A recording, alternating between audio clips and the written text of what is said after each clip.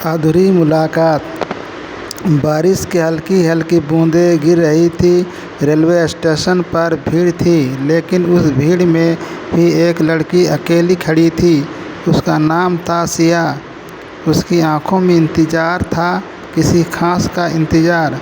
उसी समय प्लेटफार्म पर एक लड़का दौड़ता हुआ आया, अरवा। वो भी किसी को ढूंढ रहा था, और जैसे ही उसकी नज़र सिया पर पड़ी, वो रुक गया। दोनों की आंखें मिली और जैसे वक्त थम गया। क्या आप सिया हैं? अरवा ने धीमी से पूछा। सिया मुस्कुराई, और आप अरवा? ये उनकी पहली मुलाकात थी, लेकिन अजनबी नहीं थे। दोनों की दोस्ती सोशल मीडिया पर शुरू हुई थी। महीनों की बातों के बाद आज पहली बार मिल रहे थे। पहली मुलाकात की शुरुआत बारिश की तेज़ हो गई। अरवा ने अपनी जैकेट उतार कर सिया के सिर पर रख दी। तब भीगी जाओगे, उसने कहा। सिया ने हल्की मुस्कान के साथ जवाब दिया। और तुम? मैं आदत में मुझे अरवा हंस पड़ा। दोनों स्टेशन से बाहर आए और पास के एक छोटे से कैफ़े में चले गए।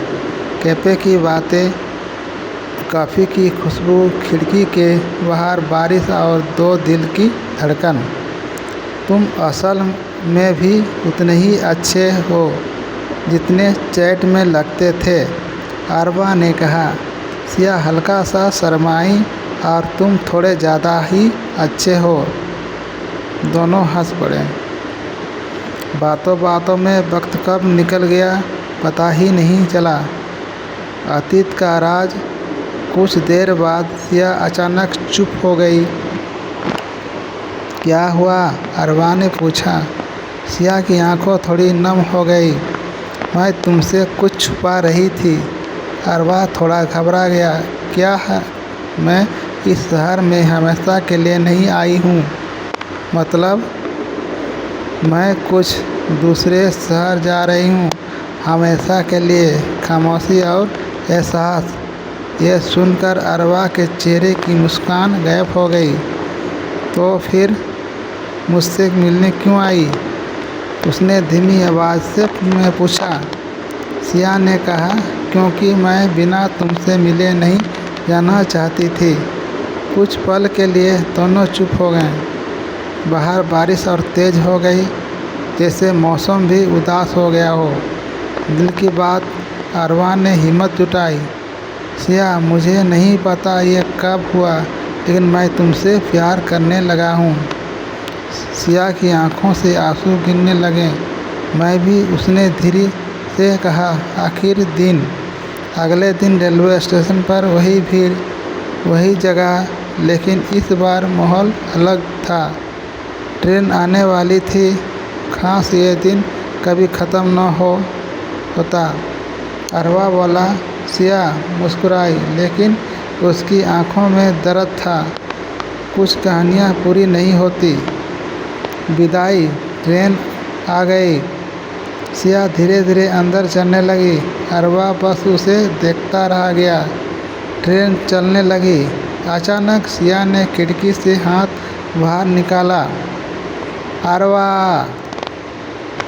क्या? अगर किस्मत ने चाहा तो हम फिर मिलेंगे। एक साल बीत गया।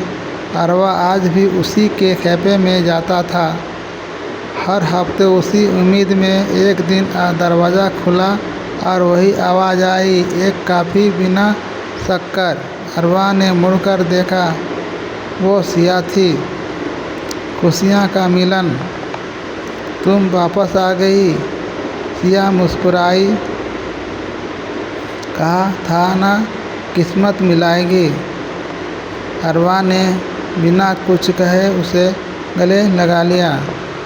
बारिश फिर से शुरू हो गई, लेकिन इस बार यह बारिश उदासी की नहीं, मिलन की थी। कहानी कैसे लगी आप कमेंट में बताएं और लाइक एंड सब्सक्राइब करें चैनल को। जय हिंद, जय भारत। धन्यवाद।